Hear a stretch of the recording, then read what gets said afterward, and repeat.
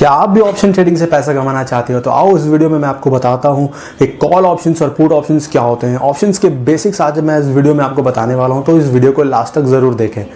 तो चलिए शुरू करते हैं। सो दोस्तों, ऑप्शन को जानने से पहले हम लोग जान लेते हैं एक टर्म डेरिवेटिव। तो स्टॉक मार्केट में एक टर्म आता है डेरिवेटिव, मीन्स ट्रेडिंग की दुनिया में एक टर्म आता है डेरिवेटिव। तो डेरिवेटिव का मतलब क्या है? तो डेरिवेटिव का सिंपली मतलब ये होता है कि फ्यूचर्स एंड ऑप्शंस को ही कंबाइन करके हम लोग कहते हैं डेरिवेटिव, जिसको कहते हैं डेरिवेटिव ट्रेडिंग।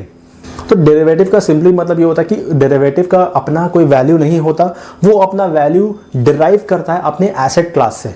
फॉर एग्जांपल, अगर हम निफ्टी का कॉल ऑप्शंस या फिर पुट ऑप्शंस खरीद रहे हैं निफ्टी का, तो उसका कोई अपना वैल्यू नहीं होगा, वो अपना वैल्यू किससे डिराइव कर रहा है? निफ्टी से। Same in the case of HDFC bank, same in the case of gold, same in the case of cryptos currencies. तो किसी के लिए भी मैं बोल रहा हूँ जो जिसमें फ्यूचर्स एंड ऑप्शन हम लोग ट्रेड करते हैं। तो चलिए बढ़ते हैं ऑप्शंस की तरफ। तो कॉल ऑप्शन का सिंपली मतलब ये होता है कि अगर आपको लगता है कि मार्केट ऊपर जाएगा तो आप कॉल ऑप्शन बाई करोगे, और आपको लगता है कि मार्केट नीचे जाएगा तो आप पुट ऑप्शन बाई करोगे। तो इसे ऑप्शन बाइंग कहते हैं। हम ऑप्शन सेलिंग के बारे में भी आगे जानेंगे, तो उससे पहले एक एग्जाम्पल से शुरू करते हैं। तो मान लेते हैं दोस्तों, आप शहर के बाहर गए, एक मेट्रो स्टेशन बनने वाला होता है शहर के बाहर में, मीन्स शहर से थोड़ा दूर।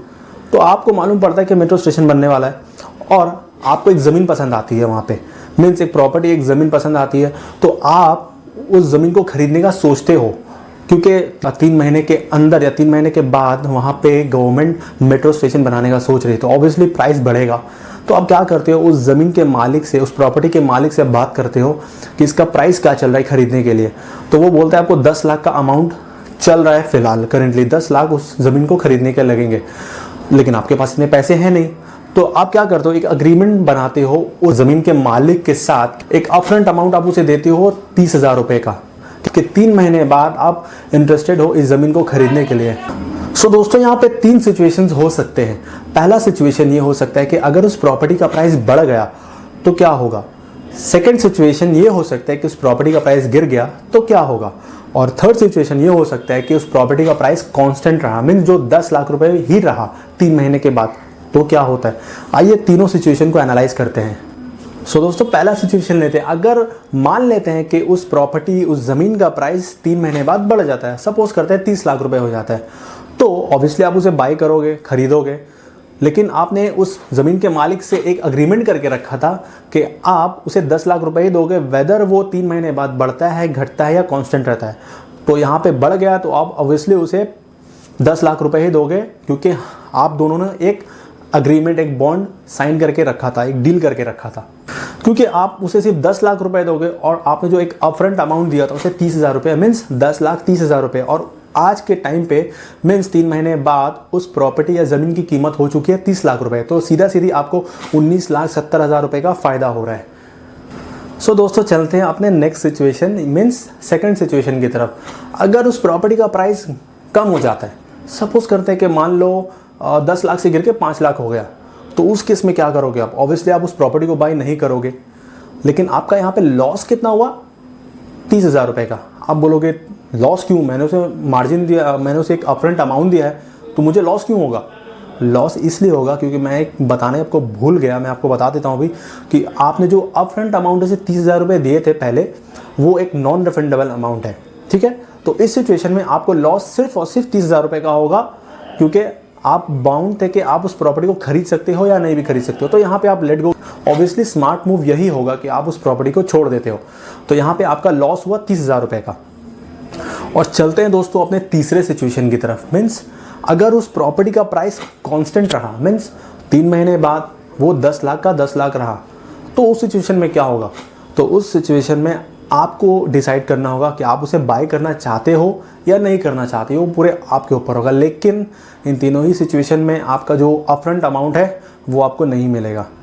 सो दोस्तों, जो अपफ्रंट अमाउंट आपने ज़मीन के लिए दिया था बिना उस ज़मीन को खरीदे, सेम इसी चीज़ को ऑप्शन ट्रेडिंग में कहते हैं प्रीमियम।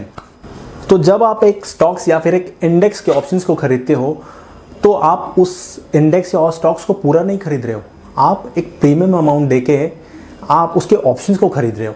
तो यहाँ पे ये है, इसका फ़ायदा क्या है? देखो, अगर मैं बात करूँ HDFC बैंक के स्टॉक्स के बारे में, तो बेसिकली HDFC बैंक का जो लॉट साइज़ है वो 550 लॉट्स, 550 क्वांटिटी का एक लॉट होता है HDFC बैंक में। और सपोज़ करो कि उसका प्राइस चल रहा है अराउंड 1750 या समथिंग में चल रहा है अभी फ़िलहाल। तो अगर आप नोटिस करोगे तो 550 इंटू 1750 मान लेते हैं, 1750। तो इस केस में जब आप मल्टीप्लाई करोगे तो वो 9 लाख के ऊपर आ जाएगा एक लॉट का। तो आपके पास तो इतने पैसे हैं नहीं, तो आप क्या करोगे? तो इसलिए ऑप्शंस के प्रीमियम का फ़ायदा ये होता है। सो दोस्तों, ये मैंने बताया आपको प्रीमियम के बारे में, एक डिटेल, एक सिंपल लैंग्वेज में मैंने आपको प्रीमियम के बारे में बताया, जो कि आपको समझ में आ जाना चाहिए। तो बेसिकली मतलब ये है कि ऑप्शन बाइंग करना सही रहेगा या फिर ऑप्शन सेलिंग करना सही रहेगा। देखो, ऑप्शन बाइंग में कैपिटल कम लगता है, जो मोस्टली रिटेलर्स हैं वो ऑप्शन बाइंग ही करते हैं।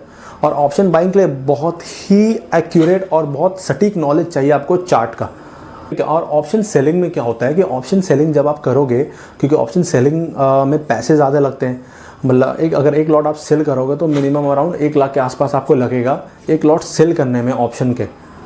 और दोस्तों, मैं एक बात बताना चाहूँगा यहाँ पे कि हर ऑप्शन का एक्सपायरी होता है। निफ्टी में वीकली एक्सपायरी भी होते हैं और मंथली एक्सपायरी भी होते हैं, और स्टॉक्स में मंथली एक्सपायरी होते हैं आप।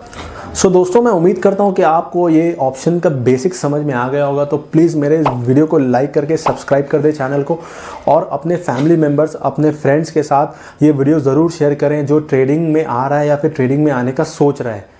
और भी ऑप्शंस के बहुत सारे वीडियोस, ऑप्शन ग्रिक्स किसे कहते हैं, ऑप्शन फ्यूचर्स किसे कहते हैं, मैं सब वीडियोस आपके लिए लेकर आऊँगा। तब तक के लिए जय हिंद।